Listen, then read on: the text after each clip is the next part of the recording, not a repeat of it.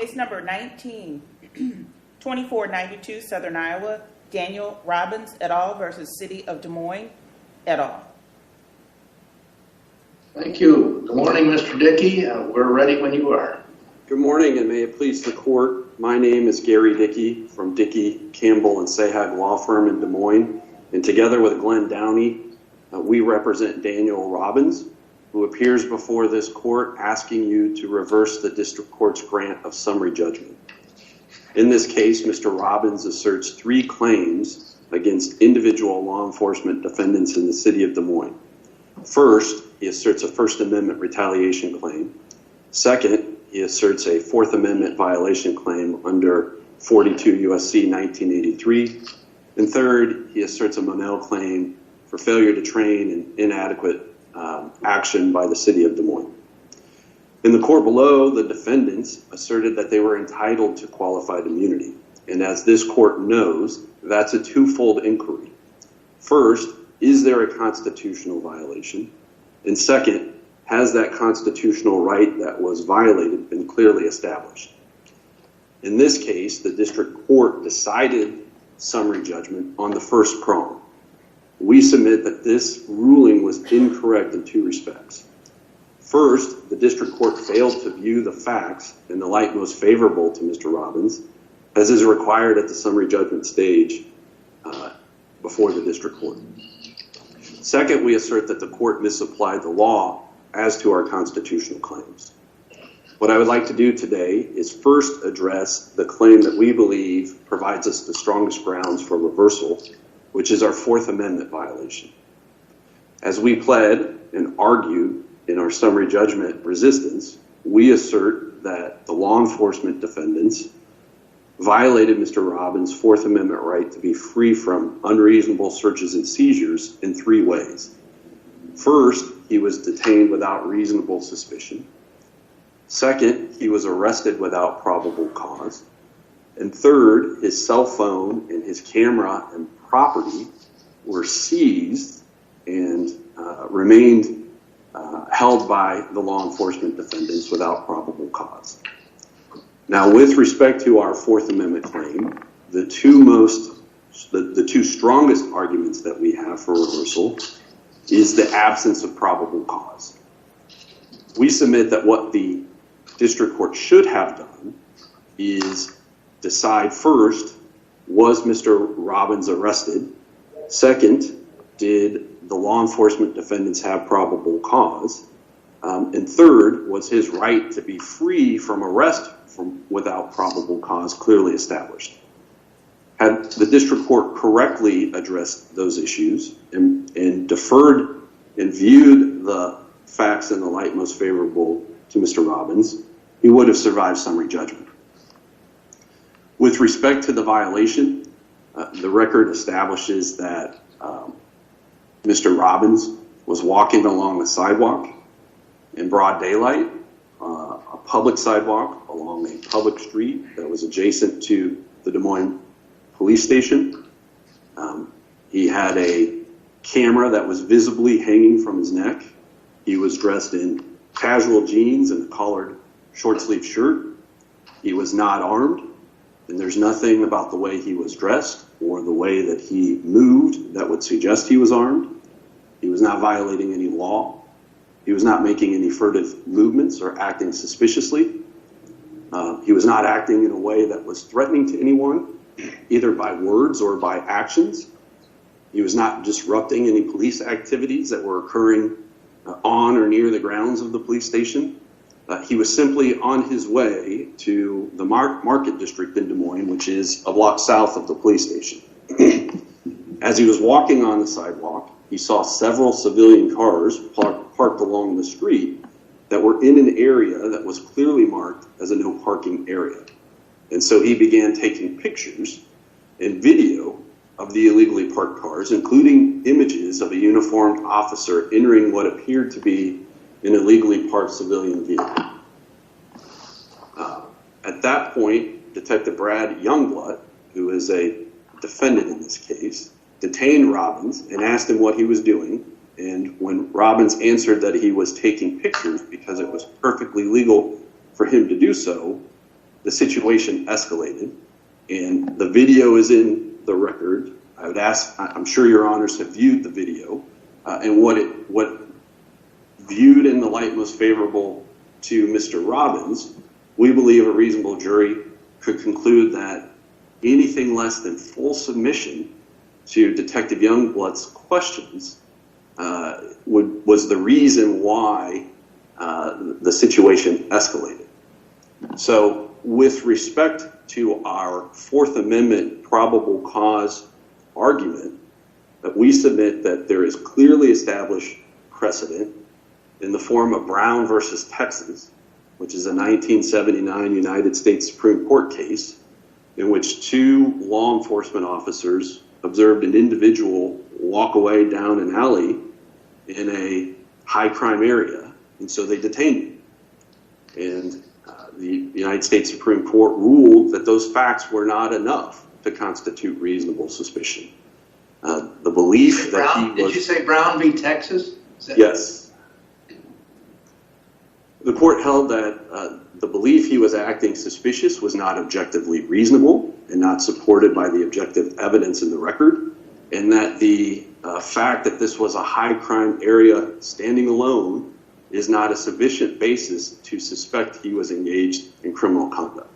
So Brown stands for the clearly established premise in holding that a detention on less than reasonable suspicion violates the Fourth Amendment.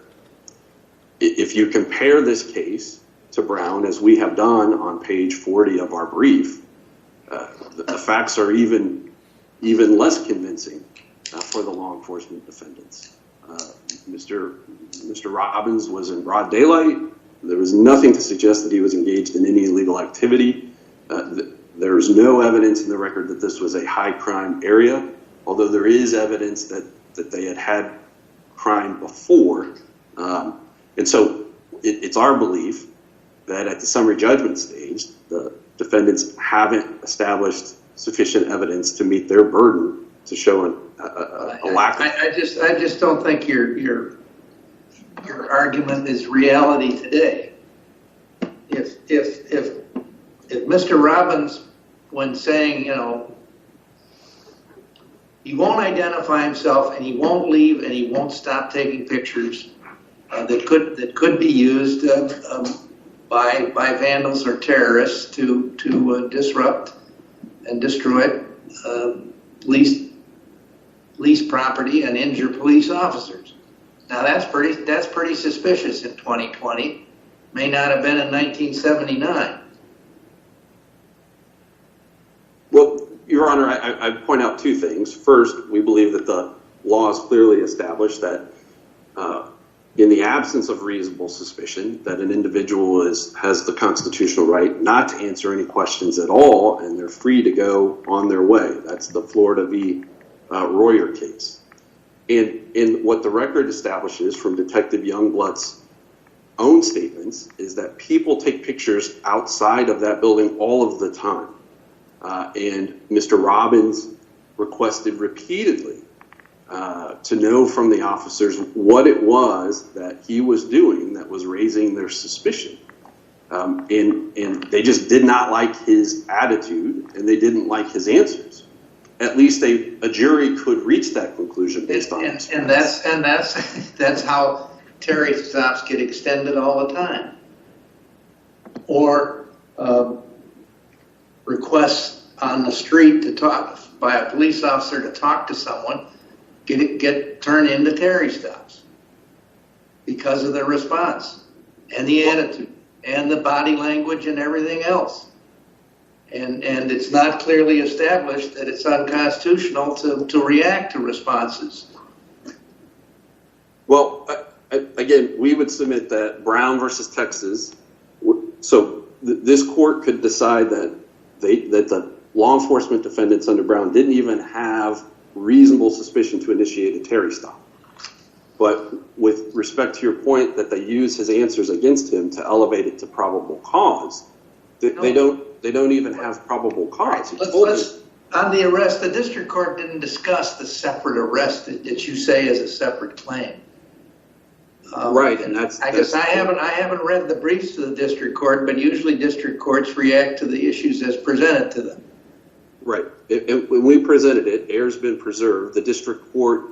Well, when was the arrest and why? You know, this case reminds me of the airport cases that we had when I first came on the bench, and someone on a tip or otherwise would be stopped at the baggage carousel, and can I look in your bag? No. And I want to leave, and the answer was, well, you can leave, but your luggage stays. Sure. And so why isn't that basically what happened here? Because, Your Honor, there was no tip. And unlike the case like Florida v. Royer, I missed the word. There was no tip to law enforcement that Mr. Robbins was engaged in anything suspicious. It was personal observation. Right, and all he's doing is taking photographs from a public sidewalk of images of I'm distinguishing if there was reasonable suspicion.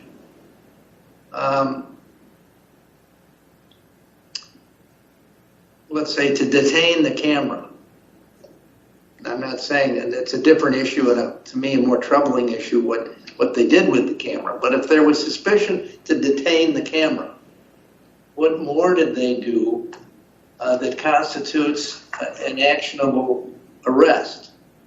Your Honor, it's the grabbing him by the arm, twisting his arm around, pulling his shirt up and searching him, surrounding him by 5 people, telling him he's not free to leave, and then telling him he is under arrest. Why is that anything more than a detention?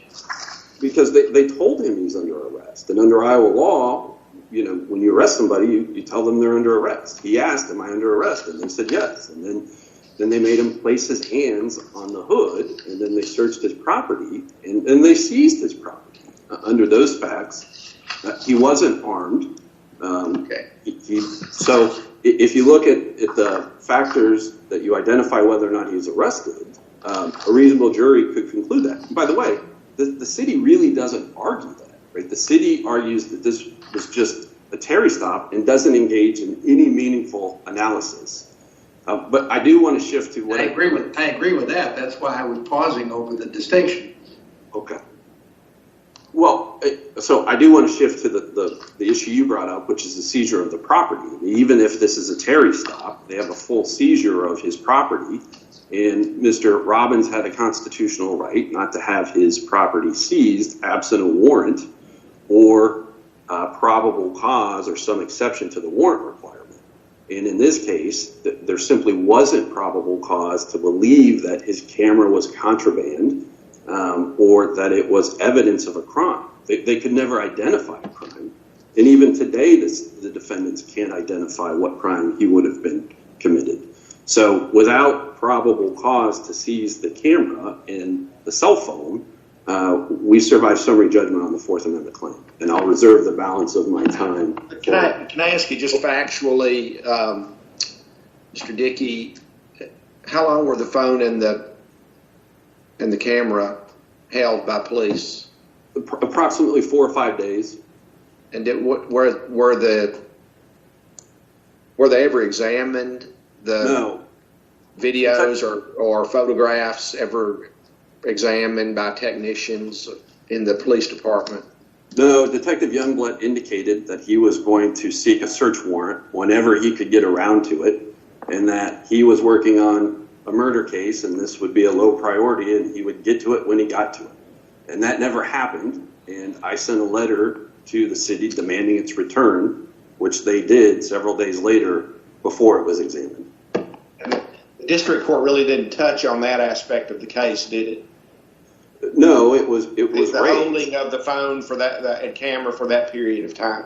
Correct. And those were claims brought in the complaint in the case? Yes, they were brought in the petition and asserted in our summary judgment papers. Thank you. Thank you, Mr. Dickey. Ms. McElweeder-Anders, do I say that right?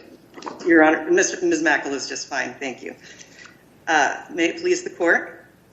Yes, I'm Shelley Mackle, and I am representing the 3 officers as named defendants and also the city of Des Moines. And I believe one of the most important principles that was articulated in the record was a statement made by Detective Bradley Youngblood when he stated that just because something is legal doesn't mean that it isn't suspicious. And to take that out of the double negative, legal actions, even constitutionally protected actions, can at times create reasonable suspicion of criminal activity. But Mr. Robbins has taken in the opposite position of that as long as he is looking at life through the lens of his camera, that nothing he's doing can be deemed suspicious. So to take that out to its, to some other logical conclusions, if Mr. Dickey is... Counsel, I'm more concerned by the arrest and camera seizure issues, frankly, because I don't understand why the arrest issue didn't get more attention by the district court and in your appellee's brief.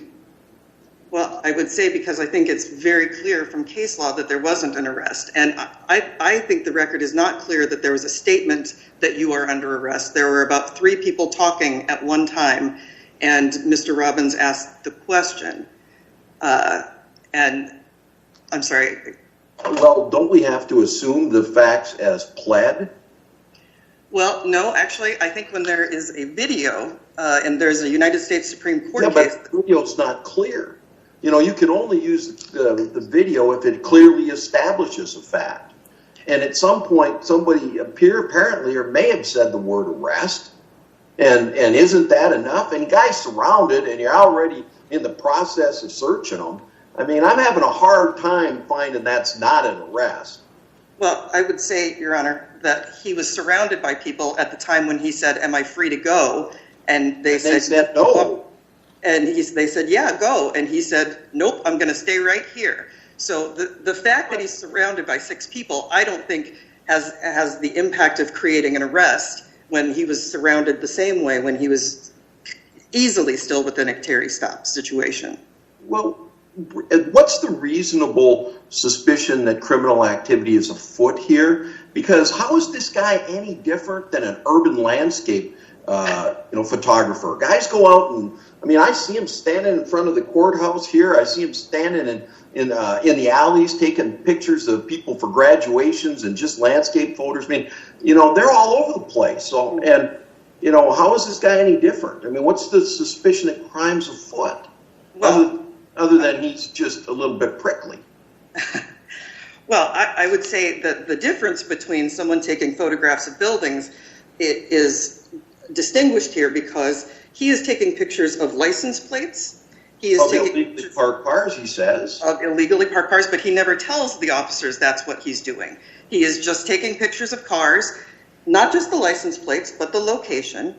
He is also taking pictures of employees' movements to and from the building, and that's really where the crux of this is. The first person who reports this is a woman named Angie, who's a civilian employee, and she calls an officer over and says, "That guy is taking pictures of me getting in and out of my car." And when she's called later, they say, "Why did you call us about that?" And she said, "Because it's weird. It's uncomfortable." And so the officer Youngblood is also witnessing him do this. He sees him filming police activities. He sees them, him actually recording the movements of officers. And that's where it gets weird.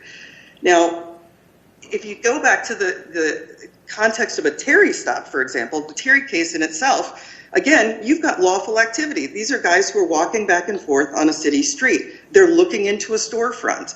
Well, is that lawful activity? Sure, and it might even be considered First Amendment activity because they gather, they talk, they associate with one another. They're just walking down the street, but that officer saw that as something that looked like casing activity. So we also have Mr. Robbins here looking at cars, in cars, around cars, in an area where it's articulated that there have been thefts and vandalism. And when he is asked that question, he could have dispelled this all by saying, "It really bugs me that these cars are illegally parked," but he doesn't. He continues to evade questions, he provides false information, and so from moment to moment, that reasonable suspicion is growing. But I don't think the use of the word arrest creates an arrest. It's the context. It's how is it done, the means by which it is done, and the duration. That's what the case law says, not the words that are used. And so he's never handcuffed, he's never put in a car, they don't take him to that police station that's right there that they could use to question him. And so it is the least intrusive means. They pat him down on the outside of his clothing, they lift his shirt up just to pat down around his jeans. And so he is not in any way appearing to have been arrested. And then in terms of the duration, as I said earlier, he knew that he was free to go. He chose to stay, so his movements were at that point. This wasn't a Terry frisk. There wasn't any reasonable suspicion he was armed and dangerous, was there? Well, I don't know that that's the case. I mean, if the concern is that he's engaged in stalking behavior, and what Detective Youngblood's concern was that he there's testimony from the officers. They thought they frisked him under Terry only because they thought he was armed and dangerous. They frisked him well, I don't believe there's any specific testimony about the reasons that they frisked him. They patted his pockets down and felt for items when they would check to see what they weren't feeling for a handgun. I don't know that there's anything in the record that would suggest that they weren't. Terry makes a strong distinction between the detention and a frisk, and they went beyond detention. They did beyond encouraged conversation, and they took it to a frisk. They did. They patted him down, and unless they had suspicion he was armed and dangerous as well as engaged in something criminal, they arrested him. Well, I believe that the fact that they suspected him of stalking behavior and ambush activity is what permitted the pat down. Ambush with give me a federal appellate case that says a suspicion of ambush by camera permits a Terry frisk. Well, I don't think there is one, and that would probably I don't think so either. That would go to the second prong of whether or not it's a constitutionally established and well-established constitutional right at this point. I mean, if you are engaged in potentially ambush-like behavior, what is the officer's guidance at this point that you can't pat someone down for that if you believe, and as many police officers know, ambush activity is on the rise. Ambush is just a pejorative. Well, it's an assassination, it's murder. And that's on the rise with police officers. It's happened in this community. It happened 2 years prior to this, where an officer was shot to death. So, and after, he was being monitored in exactly the same way, which is the testimony that our officer gave in his affidavit.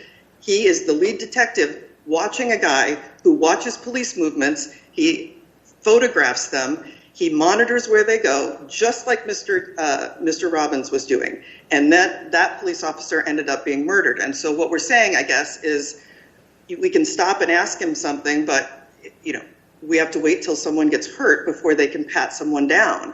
And I think in this circumstance, where the fear is that he is engaged in stalking type behavior, and I mean, I think that's where the pretense of this has to begin. He's not just a guy walking around. He's not a guy taking pictures of landscape. He is honing in on individuals' vehicles. And I mean, that's not something that you do see all the time. I do see people taking pictures of buildings and architecture, and but by his argument then, police officers wouldn't be allowed to do this activity. They wouldn't be allowed to. California takes pictures of cars to see if they're get their license plates so they can ticket them by mail. Right. And you're talking about the law enforcement doing that, or individuals doing it? Yes. Well, I think traffic law enforcement in California. Yeah, and I think law enforcement can do things that individuals, when they're engaging in it, could still rise to the level of reasonable suspicion. In this context in particular, I mean, Mr. Robbins' position would be if he was taking pictures of police officers moving to and from their homes, maybe going to church, maybe going to mosque, so long as he's on a public street, They can't do anything about that. They wouldn't be able to ask him questions, and they wouldn't be able to pat him down, even though certainly in that circumstance that would be concerning. No, they can ask him questions. That's constitutionally clearly established. They can't pat him down. Not without more. Well, and I would argue that that is not a clearly established right at this point. I've descended from Eighth Circuit cases that make it clearly established, where I thought they had suspicion to pat down, and all they had was suspicion to talk. And Your Honor, I would say that your comment previously about the world of 1979 and the world of today is very, very different. And so police officers, the heightened violence against police officers, the heightened attacks on police officers that have happened right here in beautiful Des Moines are a reality that officers have to deal with. And so looking at the case law through that lens, because it is what the reasonable police officer would think. It's not a matter of what a juror would think. It is what a reasonable police officer with the facts they knew at that time would feel threatened. And under these circumstances, Bradley Youngblood, the two other named officers, indicated very clearly their first concern was stalking behavior, was that this guy was acting just like this other guy was, who ended up shooting and killing 2 police officers. And so that is the crux of the question for us. I do want to address... Okay, let's go to the camera. It seems to me, and I hark back to that airport luggage situation that I cited. And when the police in those cases say, well, you can go, but your luggage stays, that's only for, in my view, for 2 purposes. When all there is some suspicion because of where the person was sitting on the plane or whatever, that there are probably drugs in the luggage. You can only detain that luggage to get a dog to sniff it or to apply for a warrant. You can't detain it and just open it up and seize it, and you can't detain it and keep it forever. And it seems to me on this record, the officers stepped way over that line. So, well, I would say I agree with you that it is that line of cases that it could be reasonable suspicion that they can be held for reasonable suspicion. It was a few days that the person can't. The person can only be held for the reasonable length of a Terry stop, and then must be allowed to go. But if there's suspicion that extends to the luggage, then the luggage can be detained, right, in order to apply for a warrant. Right. But but Youngblood said, well, I'll get around to that. Meanwhile, you don't get your camera. That strikes me. I mean, there's no clearly established right to do that, is there? I would suggest to Your Honor that what Officer Youngblood did was to investigate Mr. Robbins more before he decided to try to go deeper into his phone, and avoided actually going further into a warrant. He seized somebody's property. He seized it, and then he investigated Mr. Robbins. He learned that Mr. Robbins likes to post his grievances on YouTube, and his suspicions at that point were allayed as to the stalking behavior. He realized he is a person who is just interested in critiquing police and other individuals, and that allayed his suspicion. And so he gave the phone back because he didn't have any more reason. He had only one reason to have that camera and phone in his hands, and that is if he could develop probable cause to believe there was evidence of a crime in there. And the only way he could get that, the way he couldn't get that was to spend 5 days looking into Mr. Robbins himself. He had to get a warrant to look inside the phone and the camera. Otherwise, it's not his property, and it's not the state's property, and it's not the city's property, it's Robbins' property. I agree with that. And Your Honor, I would just make the distinction that that's not the only way he wanted, or the only way he could know what Mr. Robbins was doing. They asked Mr. Robbins repeatedly why he was taking pictures, and had he said, I get frustrated with police officers and where they park, this inquiry would have been... That would have made it worse for him, probably. Well, I don't think so. And I think they got that answer when they found the investigation, and then there was no reason to intrude further on Mr. Robbins. I see my time is up. Does this matter of days? Is that a reasonable length of time to possess someone's property? I mean, when you seize property, you have to have some suspicion that it may be evidence of a crime, and you seize it for the purposes of getting a warrant. And, you know, that's not a we get to take days kind of proposition. Well, I mean, Your Honor, you dealt the facts and you seek a warrant. I mean, and so how do you explain the length of the delay and the fact that the property was never returned until it was demanded back by counsel? Well, I think that I explained that by saying that Detective Youngblood he didn't say that I'll get to it whenever. He said, I'm investigating a murder. I will get to it as soon as I can. And then he did his investigation and returned it. So it's not that he was exploiting the time. He actually said, I'm engaged in a fairly significant murder investigation right now, but I will get to this. And he did. If Robbins had been a professional photographer and this was his lifeblood, what would those 5 days have cost him? Thanks to Youngblood's, well, I'll get around to your problem. I've got my own. Well, and I think that's a matter of a question of damages, Your Honor. The question under that line of cases is not about what does it cost someone. It's about whether or not it impedes, one, on their possessory interest, and two, on their ability to be mobile, their liberty interest. That line of cases requires both things. There's an acknowledgement that that's going to interfere with the possessory interest, absolutely. But could he not move about? Was his liberty actually impeded? No. And if he has, if he had damages or some kind of monetary kind of problem with it, or even just a convenience problem, that isn't a question as to the violation of his constitutional rights. I see my time has been up for a while. Are there other questions? Oh, thank you. Thank you. Appreciate the candor, and it's not an easy case. Let's see, Mr. Dickey, you've got a little bit of time for rebuttal. You're muted, sir. You're muted.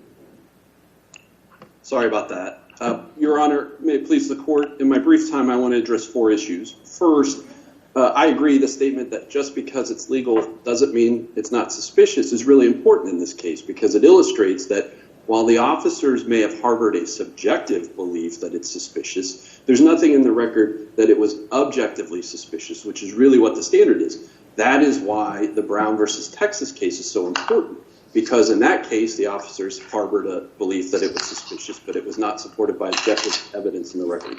Second, with respect to the issue of the arrest, the record from Detective Youngblood's video from 3:43 to 4:30 is really important. Mr. Robbins asked if he's free to go, and then he's threatened with arrest if he stays, and then specifically asked, do I have an arrest, and was told yes, and then specifically asked again, am I detained at this point, and told, yes, you are at this point.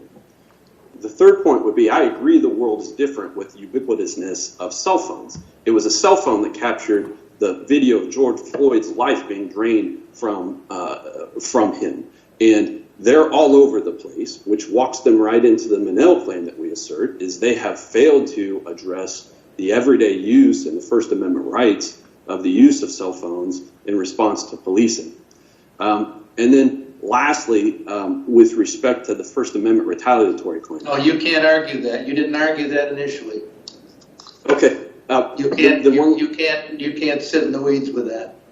Okay, very well.